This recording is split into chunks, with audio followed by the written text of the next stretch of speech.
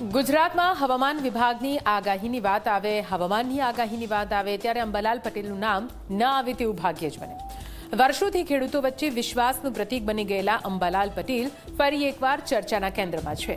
કેમ કે વિજ્ઞાન જાથાના ચેરમેન જયંત પંડ્યાએ અંબાલાલ પટેલ સહિત પરંપરાગત હવામાન આગાહીકારો પર સવાલ ઉઠાવ્યા છે. આ તરફ ખેડૂતો ખુલ્લેઆમ અંબાલાલના સમર્થનમાં ઉતરી આવ્યા છે. આખરે આ સમગ્ર વિવાદ શું છે, આ ખાસ રિપોર્ટમાં જુઓ.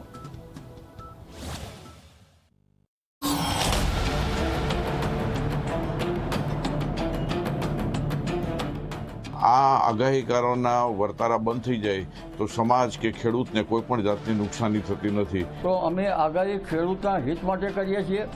અમે એક ભણેલા પ્રબુદ્ધ વ્યક્તિ છીએ અને એક સારી પોસ્ટમાંથી નિવૃત્ત થયેલા વ્યક્તિ છીએ. ગુજરાતમાં ચોમાસાની રાહ જોતા ખેડૂતો માટે એક નામ વર્ષોથી ખાસ રહ્યું છે, અંબાલાલ પટેલ, જેની આગાહીઓ લાખો લોકો સાંભળે છે. અને હવે એ જ અંબાલાલ પટેલને જ વિવાદના વંટોળમાં સપડાવવાનું કામ કર્યું છે વિજ્ઞાન જાથાએ. વિજ્ઞાન જાથાના ચેરમેન જયંત પંડ્યાએ અંબાલાલ પટેલની આગાહીઓ સામે ખુલ્લો મોરચો માંડ્યો છે.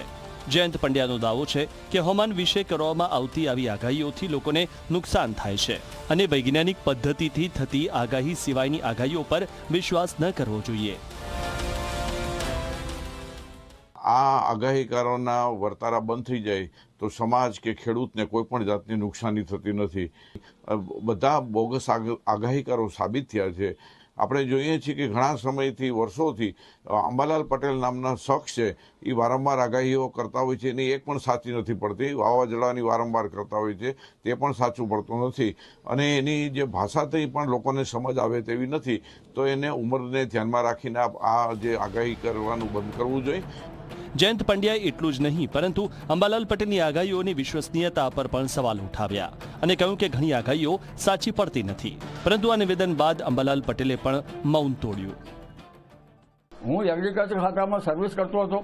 રિટાયર થઈને પછી આ બાબતમાં ખેડૂતોનું કેમ ભલું થાય એના માટે મારા પ્રયત્નો યથાયોગ્ય હતા. હું અમારા કોલેજમાં પણ મેટ્રોલોજી વિભાગ ચાલે છે. મારો કોર્સ બીએસસી એગ્રીકલ્ચર ઇંગ્લિશ મીડિયમમાં કરેલો છે. આસિસ્ટન્ટ ડાયરેક્ટર તરીકે નિવૃત્ત થયેલો છું. એટલે મારે કંઈ કમાવું નથી. મારે પ્રસિદ્ધિ હું આટલી ઉંમરે પ્રસિદ્ધિને શું કરીશ? હું પ્રસિદ્ધ તો છું જ, પણ પ્રસિદ્ધિને મારે કરવી છે શું? હું સુખી છું. તો પછી આ બાબતમાં અમને નીચા દેખાડવાનું કામ જે કરી રહ્યા છે એ અમને સમજાતું નથી.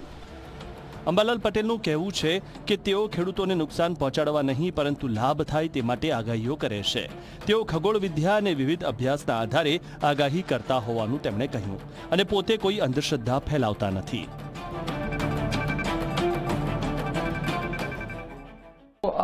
અમારી જે આગાહી છે એ ટેકનોલોજીના આધારે છે અને પરંપરાગત જ્ઞાનના આધારે પણ છે. ટેકનોલોજીના આધારે આગાહી એવી રીતે છે કે દક્ષિણ ગોળાર્ધમાં પ્રવર્તતી વરસાદની સ્થિતિની અસર ભારત ઉપર થાય છે. એટલે અમે જેમ તેમ લેભાગવું નથી કે ગમે તે રીતે વર્તારા લઈએ. હવે વર્તારાની વાત છે કે નક્ષત્રો ખોટા છે, બીજું ખોટું છે, ત્રીજું ખોટું છે, બધું ખોટું જ છે. તો પછી ખેડૂતો નક્ષત્ર આધારે ખેતી કેમ કરે છે? જો હમણાં વૃક્ષ નક્ષત્રમાં ખેતી કરવામાં આવે તો રોગ જીવાતનું પ્રમાણ વધી જાય. એ ખેડૂતોને ખબર છે. અંબાલાલના સમર્થનમાં હવે ખેડૂતો પણ આગળ આવ્યા છે. બનાસકાંઠાથી લઈને ઉત્તર ગુજરાત સુધી અનેક ખેડૂતોનો દાવો છે કે અંબાલાલની આગાહીઓએ તેમને અનેક વખત નુકસાનથી બચાવ્યા છે. વિજ્ઞાન જાથાવાળા છે ને એ થોડુંક ખોટું કહેવાય. એનું આ દેશી છે અને આનું 80% 90% હાંસવું પડે છે. અમને સતર્ક કરે. કોઈ માવઠું આવતું હોય તો એમ કે તમારો પાક તમે બરાબર હાંસવી લેજો, તો અમે એનાથી તૈયાર રહી જાય છે અને આવે છે. કદાચ કયેક ઈશ્વરને હાથની વાત છે, કયેક અવરું પડી જાય, પણ એનું 80-90% હાંસવું એનું પરેશ ગોસ્વામીનું બેયનું પડે છે. એમાં કોઈ શંકાને સ્થાન નથી. અમે એની રાહ જોઈને બેઠા હોય. એમ કે હવે કાલ આવી જાય એટલે કાલ આવી જ જાય. આ તો અલ્લીનું ફલ્લીનું બધા કહે છે, એ એમને કહે છે, પણ થોડુંક એનું ઓછું કહે છે એમ કે વરસાદ તો થાય જ એમ. અને એમાં વિજ્ઞાન જાથાવાળાને આમાં ક્યાં આવવાની જરૂર છે? એને વિજ્ઞાનનું કાંઈ ખોટું હોય એમાં જ આવવાનું. આ તો દેશી છે અને ખેડૂતને સતર્ક કરે છે. કેટલાક ખેડૂતો તો એવો પણ દાવો કરે છે કે તેઓ વર્ષોથી અંબાલાલ પટેલની આગાહીને આધારે વાવણી, કાપણી અને પાક સંભાળના નિર્ણયો લે છે અને તેમને તેનો ફાયદો થયો છે. હવામાન ખાતાની આગાહી છેલ્લા 10 વર્ષથી જે રીતે આવે છે એના પ્રમાણે અંબાલાલ કાકાની જે આગાહી આવે ને એના હિસાબે અમે વાવણી બી કરીએ છીએ, એના હિસાબે અમે વાવણી રોકી પી દઈએ ને કરી પી દઈએ. અંબાલાલ કાકાની જે આગાહી આવે છે, પરેશભાઈ ગોસ્વામીની જે આગાહી આવે સચોટ જ નીકળે છે. અમે હવામાન ખાતાની આગાહી તો નથી જોતા, એના પહેલા અંબાલાલ કાકાની આગાહી જોતા હોઈએ છીએ. એક તરફ વૈજ્ઞાનિક અભિગમની વાત કરતી વિજ્ઞાન જાથા તો બીજી તરફ વર્ષોથી ખેડૂતોનો વિશ્વાસ જીતનાર અંબાલાલ પટેલ. આ વિવાદે હવે નવી ચર્ચાને જન્મ આપ્યો છે.